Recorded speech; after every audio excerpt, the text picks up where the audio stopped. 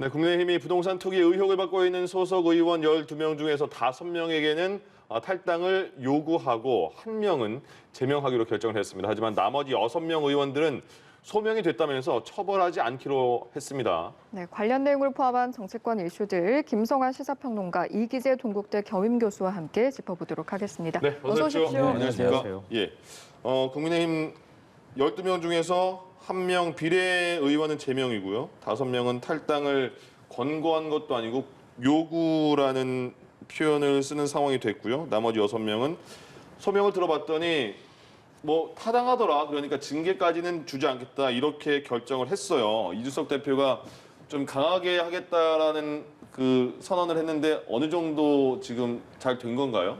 글쎄요, 오히려 민주당 수준보다 더 약한 징계를 내렸다 이렇게밖에 평가할 수가 없을 것 같은데요. 네. 저는 이번 일 보면서 정치는 말로 하는 거라고 얘기하잖아요. 네. 그러니까 정치는 또 말로 흥하고 말로 망한다 이런 생각을 또 하게 됐어요. 그러니까 이준석 대표가 민주당에서 그 국민권익위 부동산 전수조사 결과 발표되고 난 다음에 그때 더 엄정하게 우리 당은 하겠다 이렇게 얘기하지 않았더라면 이번에 조치 취한 것이 이렇게까지 큰 반발이나 비판을 받지는 않았을 거라고 생각되거든요. 예. 근데 민주당하고 비교하게 된다는 거죠. 비교해서 그때는 더 엄정하게 하겠다고 말하지 않았느냐 이런 얘기를 언론에서 자연스럽게 할 수밖에 없다는 거죠. 네. 그러니까 본인이 말하고 난 다음에 그 말을 어긴 게 되니까 거기에 따르는 비판이 더 많이 따르는 거 아닌가 이렇게 생각되고요. 예. 보다 근본적인 문제로 들어가면 민주당이나 국민의힘이나 국민들의 시선에서 볼 때 똑같이 눈높이에 안 맞다라는 생각을 할 수밖에 없을 것 같습니다. 뭐 예를 들면 이런 거죠. 국민권익위원회 각 정당에서 자체 조사하기 하는 걸 믿을 수 없다고 하니까 그럼 조사 의뢰하겠다, 맡기겠다고 했잖아요. 예. 권익위에서 조사 결과 발표합니다. 발표했는데 우리 당이 판단할 때 이 사람들은 되고 이 사람들은 안 된다고 하면 그러면 아예 당에서 하지 뭐하러 국민권익위원회한테 맡깁니까? 그러니까 앞뒤가 안 맞는 얘기잖아요. 그러니까 그런 부분부터 사실 국민 눈높이에 안 맞다고 생각하고요. 예. 일단 조사 결과 나오면 수용하고 그리고 난 다음에 나중에 가서 경찰 수사를 통해서 이거 혐의 없다 이렇게 판단하면 그 다음에 조치 취해도 되는 것인데 우린 우리대로 판단하겠다 이렇게 해버리는 모습이 예. 모순된 모습으로 보이기도 하고요. 국민들이 보기에도 그렇게 썩 보기 좋지는 않다고 생각합니다. 말씀하신 것처럼 의혹을 발표했는데 개별 의원들의 소명을 듣고 6명은 뭐 소명 타당한데 그래서 아무 징계는 하지 않고 나머지도 탈당을 지금 그러니까 권고도 아니고 그 윤리위가 없어서 그런가요? 요구를 했다고 해요. 이것도 좀 애매하다는 소리가 있더라고요. 어떻게 평가하세요?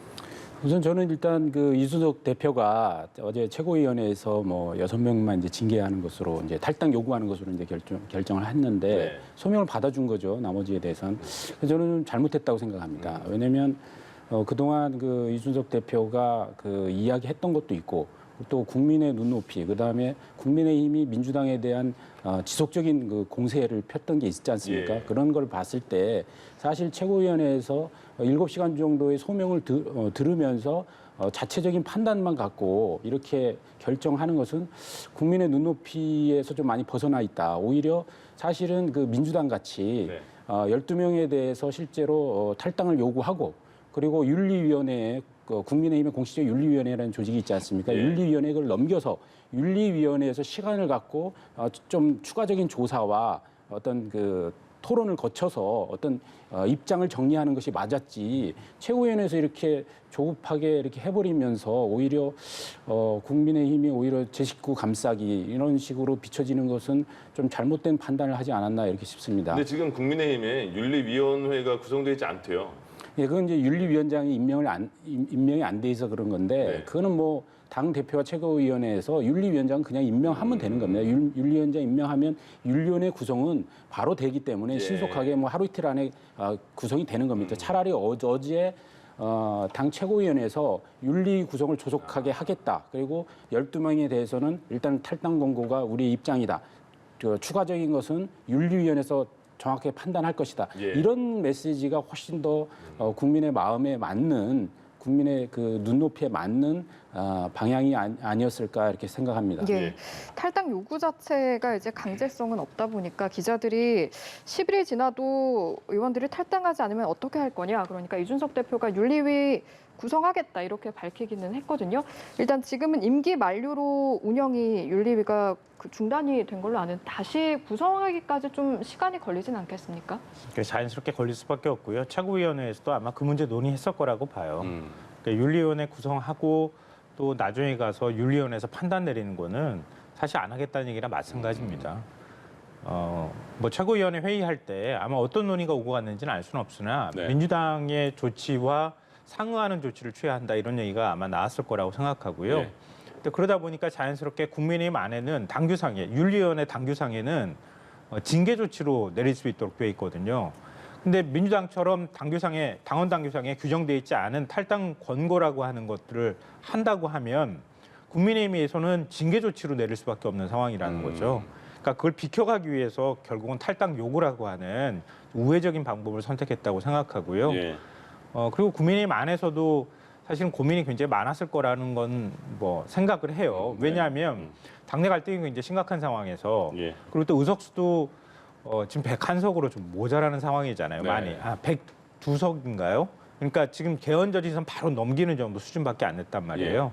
근데 그러니까 의원들을 만약에 탈당시키고 난 다음에 의회 대응 능력은 현저히 떨어질 수밖에 없다. 이런 고민도 있었을 거고 각 캠프하고 특히 윤석열 전 검찰총장 캠프에 관여한 인사들 뭐 성명 발표한 사람까지 포함하면 12명 중에 11명이 들어가 있다고 얘기해요.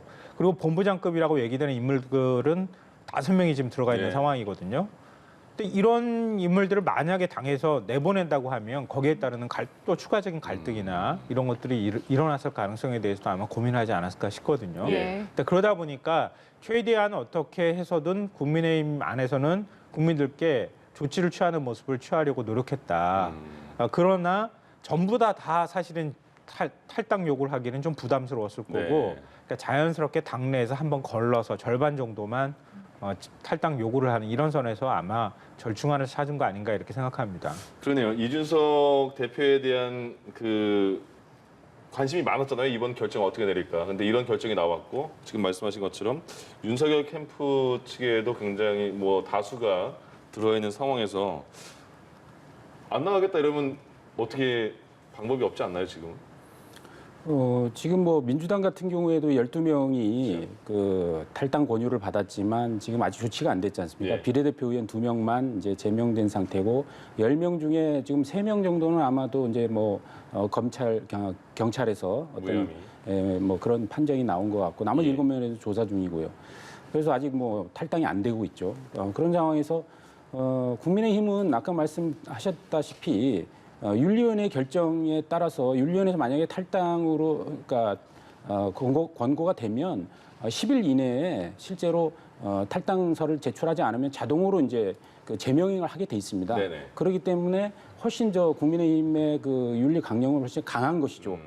그렇기 때문에 제가 볼 때는 아무래도 이번에 6명의 의원들이 본인의 억울함을 소명한다 하더라도 윤리위원회에서 그 쉽게 받아들이지 않을 가능성이 높다. 그래서 제명이 될 가능성이 높다. 그런데 사실 그런 면에서 좀 더 냉정하게 좀 짚어봐야 되는 측면이 있습니다. 뭐냐면 이 사태의 그 본질은 처음에 배경은 결국 이제 LH 투기 의혹 사건에서 이제 시작된 것이고 예. 결국 업무상 비밀을 가지고 이것을 자신의 이익을 위한 투기 행위로 한 것에 대해서 국민이 분노했고 그거에 따라서 역풍이 불면서 이제 민주당 같은 경우에 어떤 권력의 중심부에 있는 사람들에 대해서도 역시 조사를 해야 된다 이런 게 제기되면서 민주당이 이제 권유기에 이제 조사를 의뢰했고 그에 따라 민주당이 한 거 아닙니까? 근데 결론적으로 민주당이 하다 보니까 이제 국민의힘도 하라 이렇게 해갖고 국민의힘이 어쩔 수 없이 하게 된 배경이 되는 건데 사실 국민의힘에서는 좀 억울한 측면이 있죠. 이게 사실 이 정권에서 벌어진 문제인데 그게 뭐 유탄을 맞은 것 같은 건데 그렇다 하더라도 공당에서 결국 이제 그 대선을 앞두고 선거에서 가장 공정하고 깨끗하고 그리고 앞으로 미래를 향해 나갈 수 있는 정당이 누구냐를 국민에게 선택받아야 되는 지점 하에서 있는 상황에서 이런 부분에 대해서 엄정한 처리를 할 수밖에 없는 그런 상황이 있다고 볼 수 있습니다. 자, 그리고 12명이 이제 국민권익위원회에서 그 부동산 관련 의혹이 있다 이렇게 밝혔고 그중에 한 분이 윤희숙 의원입니다. 근데 윤희숙 의원이 지금 대선 출마한 상황이고요. 근데 이겁니다. 그 부친의 농지법 위반 의혹이거든요. 그래서 아버지가 2016년 세종시에 농지를 샀지만 실제 경작하지 않았다. 다른 사람이 경작했다. 그리고 부친이 현지 조사가 이루어질 때만 서울 동대문구에서 세종시로 주소지를 옮긴 사실 이런 게 드러났다. 이래서 대선 출마자인데 이런 의혹이 있네 했는데 오늘 아침에 기자회견을 했습니다. 대선도 출마하지 않겠고 의원직까지 사퇴를 하겠다. 오늘 비전 발표회가 있는데 거기도 참석하지 않겠다. 굉장히 강수를 든 것 같아요. 왜 그랬을까요? 글쎄요, 윤 의원 반응이 너무 뭐랄까 과하다는 느낌도 받게 돼요. 예. 왜냐하면 국민의힘에서 부친과 관련되는 문제고 땅을 구입하거나 이런 과정에서 전혀 개입하지 않았다 그래서 지금 사실상 면죄부를 준 거 아닙니까? 징계도 안 내린다. 예. 근데 왜 사퇴합니까? 그러니까 면죄부를 받았는데 왜 사퇴하느냐 이런 문제가 하나 남잖아요. 예. 첫 번째로. 둘째로는 뭐 과거에 나는 뭐 임차인입니다. 이 연설도 굉장히 뭐 많은 화제가 됐지만 그때도 임차인이라고 했는데 사실상 알고 보니까 임대인이자 임차인이다. 집은 원래 하나 있고요. 네. 예. 뭐 그 두 채를 가지고 있다가 한 채는 이제 바로 직전에 팔았다 이렇게 네. 얘기가 되고 있는데요. 근데 더군다나 이번 같은 경우도 역시 마찬가지지만 그동안에 내로남불이라고 민주당은 굉장히 거세게 많이 공격했잖아요. 네. 그러니까 저는 이제 국민의힘에서 선택하는 게 불가피했다고 뭐 말씀도 하고 그러시지만 그러니까 자신들이 말한 것을 다시 책임져야 되는 상황이 온 거예요. 제가 볼 때는. 왜냐하면 한번 보십시오. 민주당이 부동산 투기 세력 잡겠다고 했는데 부동산 가격만 올려놨다. 이렇게 얘기하면서 얼마나 많이 비판했습니까? 그리고 임대차 3법 통과시켰는데 김상조 청와대 정책실장 그리고 박주민 의원 임대료 오히려 올렸다 그래서 엄청나게 거세게 비난했습니다. 그래서 4.7 재보궐선거가 과연 그것 때문에 패한 거 아니냐 이런 얘기까지 나왔거든요. 예. 근데 지금 국민의힘 의원들 하는 거 보십시오. 그 윤희숙 의원 같은 경우에 과거에 SNS에 글 올리면서 민주당 비난했던 내용이에요. 민주당이 그 부동산 대책 얘기하면서 당시 이제 김태년 원내대표인데요. 지난 4월이었는데 부동산 분노 때문에 투기 세력을 부활시켜서는 안 된다. 이렇게 그 얘기한 적이 있거든요. 그때 윤 의원이 SNS에 비판하는 글을 어떻게 올렸냐면은 국가공인 내로남불 정당에 이어 부동산 투기 신흥 강자임을 자임했다. 땅 투기한 분들 여당과 고위공직자 중에 수두룩한 거 국민들이 다 안다. 본인들 안에 적폐 청산부터 하라. 이렇게 얘기했거든요. 그러니까 본인이 이런 얘기 하고 난 다음에 그러면 당신의 부친은 적폐 청산 안 합니까? 이렇게 질문을 받게 된다는 거예요. 그러니까 야당이기 때문에 좀 더 자유롭게 비판하는 것까지는 그렇다 하더라도 본인들과 관련돼 있는 문제에 있어서만큼은 나는 성역인 것처럼 행동하고 여당에 있어서만큼은 엄청나게 가혹한 비판적인 잣대를 들이대는 것. 그리고 여당이 그동안에 비판받았던 게 투기는 이건 악으로 규정했다. 그러니까 집을 여러 채 갖고 있는 것은 악으로 규정해놓고 자신들은 그거 지키지 않았다는 논리 때문에 그동안에 민주당이 굉장히 많은 비난을 받았거든요. 그러니까 그런 걸 할 자격이 없다는 거예요. 예. 그럼 그 잣대 그대로 갖고 오면 지금 국민의힘도 똑같은 비난을 받을 수밖에 없는 상황이 됐다는 겁니다. 그래서 제가 앞서 말씀드렸던 것처럼 자기의 말로 흥하고 자기의 말로 망한다는 얘기, 정치인의 말이 얼마나 신중해야 되는지 보여주는 사례가 됐다고 생각합니다. 당에서 소명을 받아들여서 징계는 처리하지 안 했으나 대선 출마했으니까 그래 대권 도전은 접자까지는 어느 정도 이해는 할 수 있을 것 같은데 말씀하신 것처럼 왜 의원직까지 사퇴를 하나 그리고 의원직 사퇴하면 본회의 표결을 거쳐야 되잖아요. 그럼 거기서 안 될 가능성을 알고 했는가 이런 얘기도 나오더라고요. 어떻게 보세요? 글쎄 뭐 본인이 이제 그 이야기를 그렇게 한 건 아니니까 네, 그렇죠. 본인의 얘기만 이제 듣고 뭐 얘기를 한다면 예.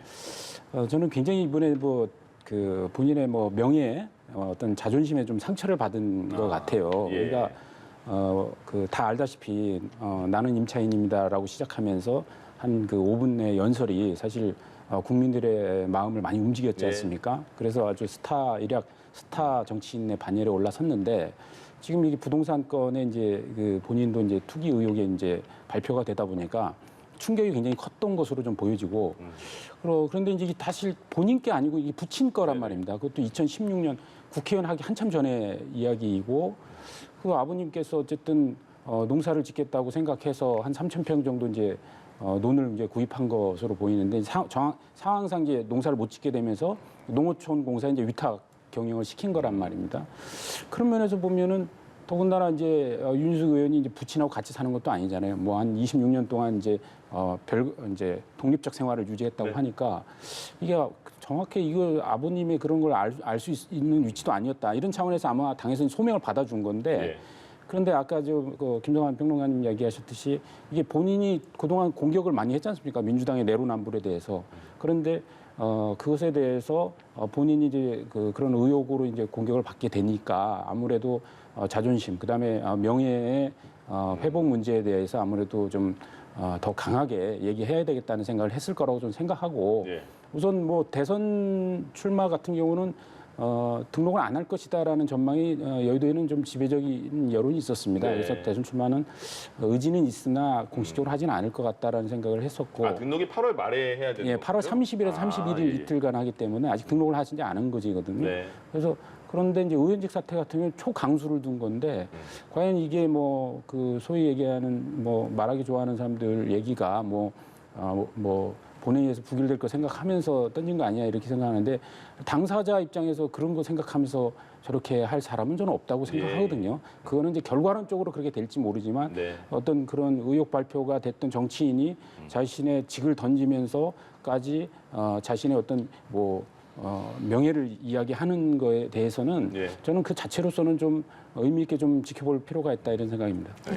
근데 이 말씀은 좀 안 드릴 수가 없는데요. 이번에 이제 면죄부를 사실상 받은 의원들 사례를 저도 이제 꼼꼼히 살펴봤어요. 예. 국민권익위에서 발표한 걸 보면 배우자가 땅 샀다, 부친이 땅 샀다 이런 것 때문에 사실 면죄부를 받았거든요. 근데 그런 면죄부 받은 의원 가운데서는 제일 투기성 의혹이 제일 짙은 땅에 해당이 돼요.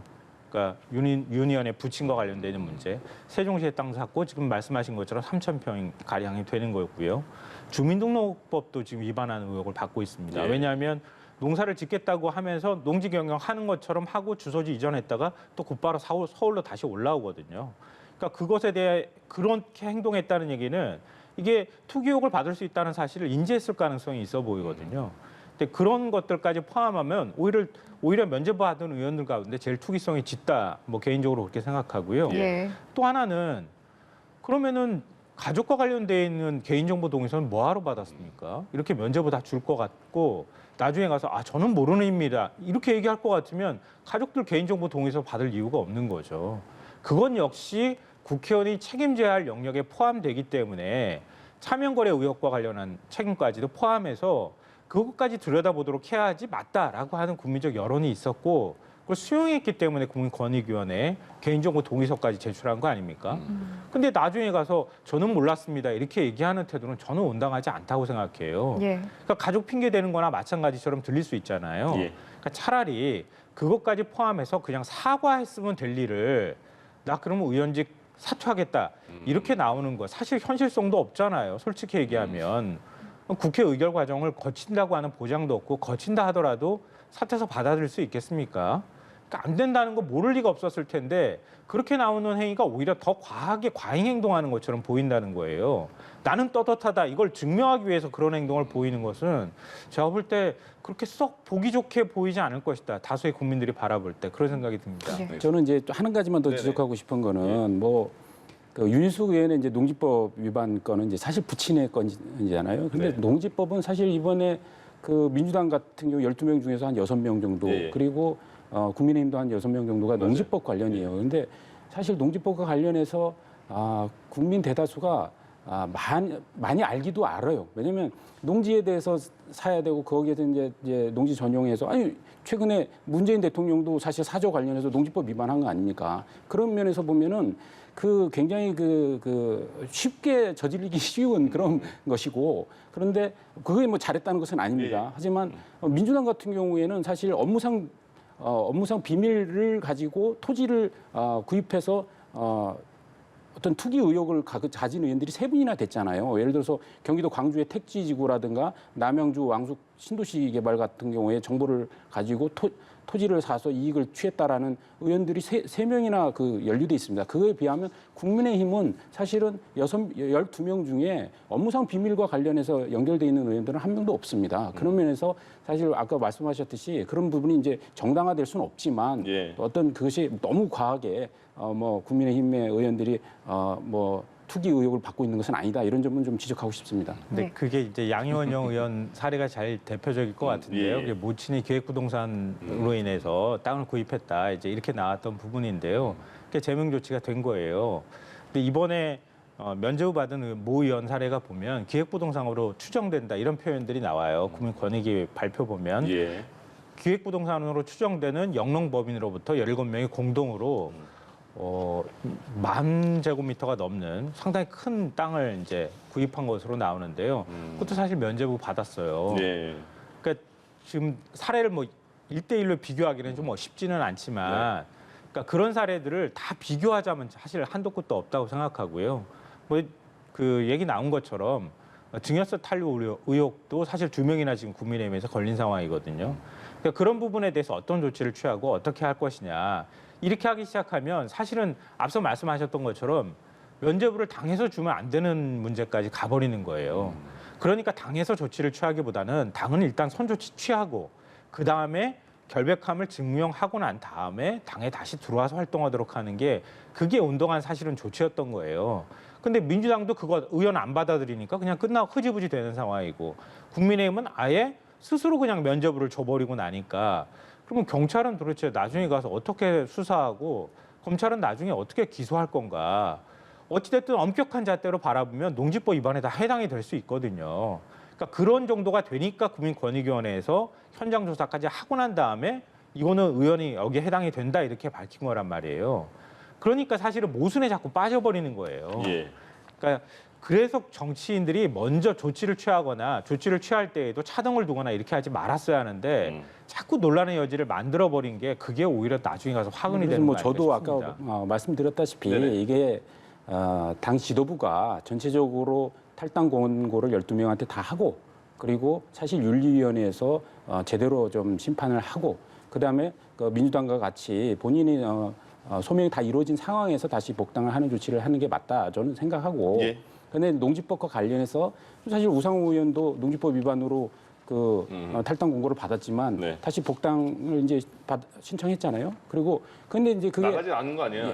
그렇죠. 나가질 않았죠. 나가질 않았고 근데 이제 농지법과 관련해서 무혐의라고 본인은 얘기했지만 무혐의는 아니었잖아요. 실제적으로 밝혀진 것은 결국 이제 공소시효가 지나서 결국 이제 기소되지 않은 것뿐인데 그래서 저는 이제 국민의힘 의원들도 그렇게 뭐 정당한 절차를 거쳐서 네. 다시 뭐 복당의 절차를 밟으면 된다 이렇게 생각합니다. 알겠습니다. 또 한 가지 굉장히 첨예한 대립이 있는 게 바로 언론중재법입니다. 어제 법사위 열리는 것도 굉장히 쉽지 않았고 열린 다음에 한 오후 3시 좀 넘어서 열렸는데 오늘 새벽 4시쯤에 끝났어요. 그래서 민주당이 단독으로 언론중재법 개정안 통과를 시켜서 오늘 오후 2시에 법사위에서 처리하려고 했는데 조금 전에 들어왔던 게 법사위가 오늘 무산됐다. 그래서 언론중재법도 처리될 수가 없는 상황이 됐어요. 왜 그랬을까요?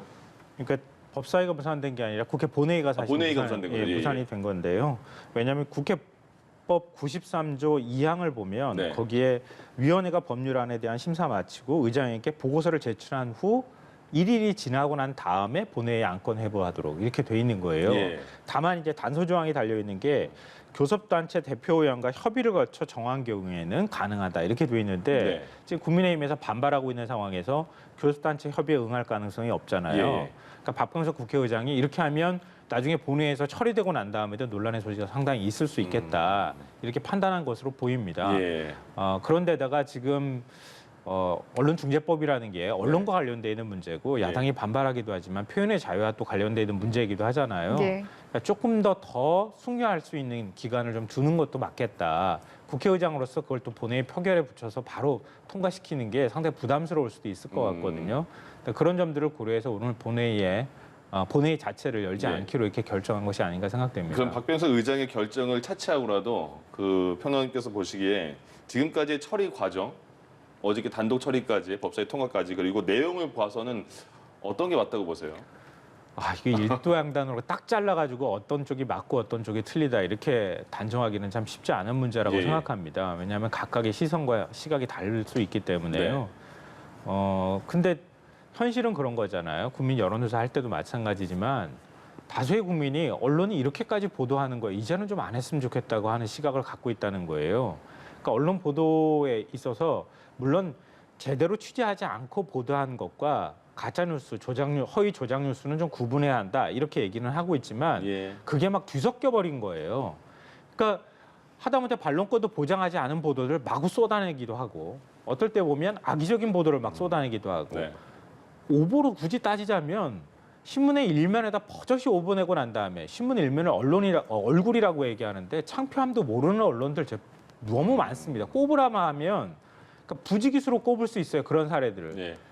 언론들이 취재 보도하는 과정에서 불가피하게 오보 낼 수 있다고 저는 생각해요.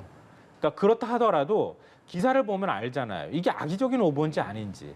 그러니까 이런 일들이 너무 비일비재한 상황에서 국민들이 언론에 대한 불신이 커질 대로 커져 있는 상황이다. 이 현실을 인정해야 하는 토대 위에서 논의돼야 한다고 생각하고요. 예. 그런데 언론계에서 나오는 반응이나 이런 것들은 그걸 위해서 가짜 허위 조작 뉴스에 대해서 징벌적으로 만약에 손해배상하면 그러면 아예 그것 자체가 오히려 더 언론의 표현의 자유를 기능을 위축시킬 수 있다 이렇게 보고 있는 것 같습니다. 네. 예. 근데 저는 이게 어느 쪽이 정답이다라고 얘기하기가 굉장히 어려운 문제라고는 생각해요. 예. 근데 다만 어떤 방식으로든 언론이 바뀌어야 한다는 것은 틀림없는 사실이다. 네네. 그러면 언론 스스로가 우리가 어떻게 바뀌어 나가야 할지, 어떻게 규율해야 할지를 스스로 정하는 과정이 있었어야 하는데 그런 과정은 없고 굉장히 무책임한 태도를 보이고 있다. 결국 입법부가 나서서 법률안으로 규제하는 상황까지 왔다. 그러면 최소한의 규제와 규율을 어떻게 할 것인지를 법에 담는 게 현재로선 최선의 방법이었다고 생각하는데 예. 그게 과연 민주당 아니냐 이런 거에 대해서는 조금 더 토론했으면 좋겠다는 마음들은 여전히 갖고 있습니다. 예. 일단 오늘 본회의는 무산이 됐고 이에 따라 언론중재법 개정안 처리도 미뤄지게 됐고 잠시 후에 오전 11시에 이제 박정석 의장 주재로 여야 원내대표가 회동을 좀 할 것으로 보이는데 이때 좀 어떤 논의가 오갈 것으로 보십니까? 일단은 야당에서는 계속적인 이제 문제 제기를 할 겁니다. 언론 자유의 침해를 이야기하면서 결국 이제 다시 한번 재론을 하자 이렇게 이제 주장할 거고 이제 여당에서는 지금 사실 어떤 절차적 문제로 오늘 본회의가 연기된 거 아닙니까? 어제 이제 오늘이죠. 오늘 새벽에 4시에 이제 법원이 처리됐기 때문에 하루를 지나야 이제 본회의에 상정될 수 있겠고 네. 물론 특별한 사유가 있으면 의장이 교섭단체 대표들하고 협의가 가능합니다. 예. 그런데 뭐 당연히 국민의힘이 동의를 안 해줄 것이기 때문에 쉽지 않은 거죠. 그래서 절차적인 정당성 때문에 아무래도 연기를 한 거지 여당에서 이걸 물러설 것 같지는 저는 않아 보이고 그러나 야당은 이제 끊임없이 이제 결국 이제 언론의 자유 문제를 제기할 것으로 보입니다. 다만 이제 여기서 좀 제가 좀 말씀드리고 싶은 거는 왜 이렇게 급한 건지에 대해서는 꼭 한번 좀 지적을 하고 싶습니다. 왜냐하면 과거에 급하게 처리했던 여러 가지 사안들이 있어요. 뭐 선거법이라든가 뭐 공수처라든가 또 임대차 3법이라든가 막 이렇게 거의 뭐 날치기 수준으로 해놓고 결론이 좋았냐? 사실 결론이 좋은 게 없습니다. 일방적인 어떤 독주를 해가지고는 반대쪽의 의견을 충분히 반영하지 못하는 법안들이 만들어지고 그렇게 될 때 반드시 부작용이 생기기 때문에 그런 전례들이 있지 않습니까? 예. 더더욱 이번에 거는 뭐 예산같이 무슨 12월 31일 처리 시한이 딱 있는 것도 아니고 예. 이번에 본회의 법사위가 이제 오늘 새벽에 통과시켰습니다만 법사위 통과가 오늘 안 하면 어떻습니까? 한 달 정도 더 유예해도 충분하게 많은 비판의 목소리를 듣고 그 일리가 있는 목소리는 반영해서 실제로 이 법안이 처음에 언론중재법 한 16개 법안이 제출됐습니다. 16개 법안을 그동안 상임위에서 다 조율한 거예요. 그리고 정리를 한 건데 정리하는 과정에서도 여러 독수 조항들이 많이 빠져나갔어요. 실제로. 네. 그냥 어쨌든 징벌적 손해배상에 대한 어떤 정의의 문제, 개념 문제 그리고 그 대상의 문제도 뭐 국회의원 이런 부분 이제 제외하기로 했지 않습니까? 등등 계속 조정 과정을 거쳐왔거든요. 그거는 일리 있는 비판은 수용해 가는 과정이잖아요. 그렇기 때문에 지금도 언론계에서 문제시 삼고 있는 그다음에 야당에서 얘기하는 언론의 자유의 문제에 대한 침해에 대해서 어떤 독소조항의 문제가 있다면 그건 충분히 다루어주면서 이게 합의하면 알겠습니다. 그러니까 언론의 어떤 지금 현재 언론의 문제점들도 일부 해결하면서 예. 그리고 앞으로 긍정적인 어떤 사회 발전 방향으로 나아갈 수 있지 않겠냐 이렇게 지적하고 싶습니다. 예, 여기까지 듣겠습니다. 두 분 오늘 말씀 고맙습니다.